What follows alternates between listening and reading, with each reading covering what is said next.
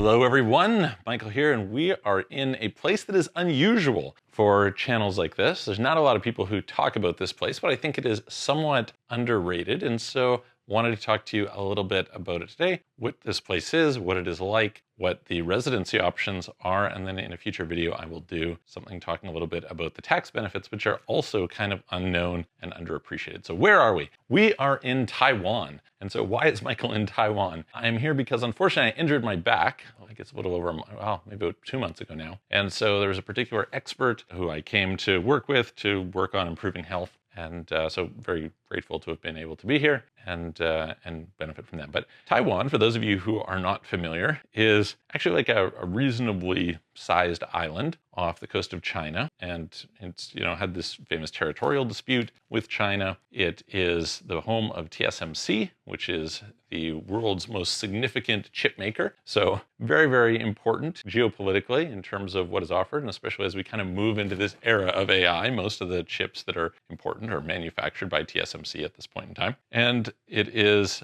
kind of a mixture, I would say, of something similar to like Japanese culture mixed with Chinese culture with more English in there. So that's kind of the deal. Anyway, I think, as I was mentioning, that Taiwan is probably underappreciated by a lot of people. I don't hear a lot of people talking about it when we talk about places to move. You hear people talk about Thailand, they talk about Bali, they talk about Malaysia, they talk about Singapore. They don't usually talk that much about Hong Kong. They don't usually talk much about Korea, about Japan, but rarely do they talk about Taiwan. And yet, in spite of this, I have numerous friends who will tell me they think Taiwan's their favorite place. It's, their best place to live, things like this. And so it's worth considering, what is it that is good about Taiwan? What is it that's bad about Taiwan? So a few things that I would say for you. So first of all, to me, the Taiwanese culture is maybe the best culture in the world. Now, what do I mean by that? That's like kind of a big statement, right? As you go to different parts of the world, there are, things that cultures do well and things that cultures do poorly, right? So you'll have places where, hey, it's kind of easygoing and it's a nice lifestyle, et cetera, but there's a lack of productivity.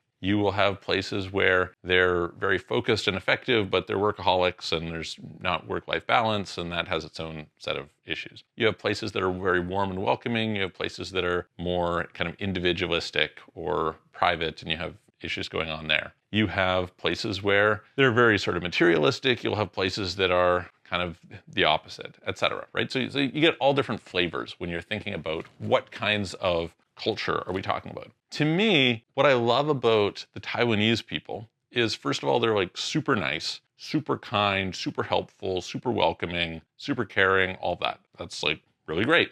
Who wouldn't want to be in a situation where that was the case? At the same time, I find they are quite precise. They're quite hardworking. They are on point in a way that people are not in all places, right? But they still are expressive. They still are, I happen to be here over Halloween, awesome. Like all the people dressing up, all the fun that they're having, all this sort of thing, like really nice in that regard. They're not, if you're in some place like Singapore is very like in the box, right? We're like afraid to deviate from this box. You have much more sort of sense of, I don't want to say freedom, but sort of openness to, people are not so uptight about following the rules, etc. in Taiwan. And I think that's a big deal. It's super safe, so you don't have to worry in that regard. Things work super well. That's awesome. So yeah, I'm just like a really big fan of Taiwanese culture. Obviously, everybody has their personal preference, what they like. Some people might like, Eastern European cultures. Some people might like Latin American culture. Obviously, we're kind of overgeneralizing in both those cases. But for me, I think it's just really wonderful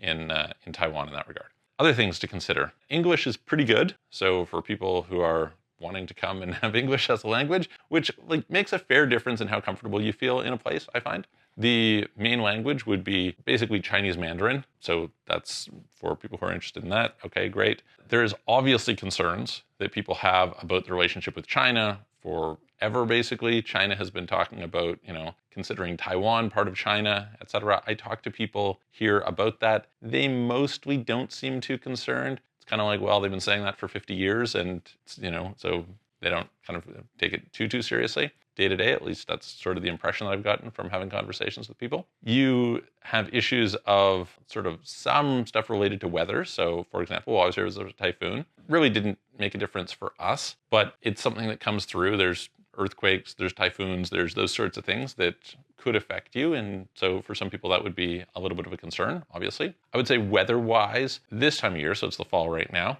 it is quite mild. It's, I would say, really great, about 25 degrees. Awesome. You can walk around in t-shirt and shorts, be very comfortable. It does rain a lot, so that's kind of a downside. It never really gets super cold in the winters. In the summers, a lot of people figure it gets too hot, too humid.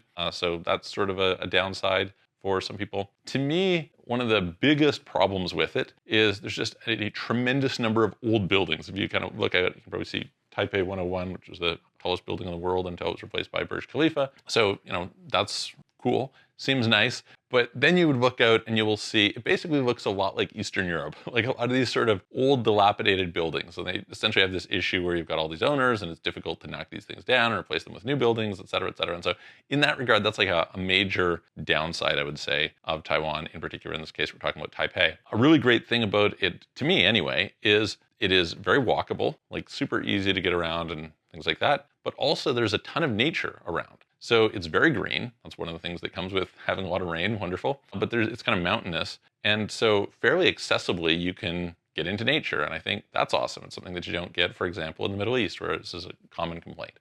So pretty cool in that regard. In terms of residency permits, there are a few different options. So there's an investor visa. You can invest into a business, 200,000 US, or you can invest into bonds or into real estate, $1 million US. There's a startup visa, and then there are some worker visas that are kind of interesting and carry certain benefits with them that I'll talk about in a future video. So the process is now like super easy to get in. It's typically 3 to 6 months by the time you go through everything if you're doing, say, an investor visa. You do typically, there are some exceptions to it, but typically they want you to be in the country for 183 days. You can get permanent residency if you spend 183 days a year for 5 years. It's possible to naturalize and get citizenship, but in most cases they want you to give up your second citizenship. That goes away if you're married to a Taiwanese person, and also the process is faster if you're married to a Taiwanese person. So those are kind of a few little overviews. But I think it's someplace that I like. First of all, I like things that people are not necessarily so into, that they're not talking about. It's not kind of in vogue. And this is a place that probably should be considered by a lot more people. I also find the cost of living is really not terrible. People everywhere you go kind of think that their place is expensive. That's kind of what I notice in most of the world. There might be a few exceptions, but most of the world, people are kind of concerned about it. Generally speaking, I would say that Taiwan is not especially expensive. It's not super cheap. That's not the idea. We're not in Vietnam or Philippines or something like that. But compared to a lot of kind of like developed first world countries, and I would say they're every bit kind of at that level. There's just an enormous amount of things to do. There's conveniences, things work, the internet is fast, the roads work well, et cetera, et cetera. I don't find it to be particularly expensive. It's sort of middle of the road. And so again, that might be something. There is some very expensive real estate. If you're looking at kind of the very top end, there's this particular complex, for example, but that's not the norm for people. And so, yeah, I would say if you haven't considered it, consider looking at Taiwan, see about if it is a place that you might like to at least visit. I would recommend, I mean, I'm a big fan of people going and checking out whatever parts of the world, but I would definitely check out Taiwan if you get the chance, see what it is like. Some people consider it to be a little boring. I think I've done a video on that about, preferences in terms of how you define boring, et cetera. But certainly a ton of different options around in terms of lots going on, lots of different hobbies that a person could have, tons of restaurants, et cetera, et cetera. And, it's only 5% sales tax, so that's kind of good. So yeah, let me know what you guys think in the comments below. If you want help with setting up in some other country, if you want to get residencies, citizenships, if you want to optimize your global tax, things like that, please reach out to us. You can book a call with me, calendly.com/Michael-Rosmer, link in the description below, or send a message through offshorecitizen.net. And I will look forward to seeing you on the next video.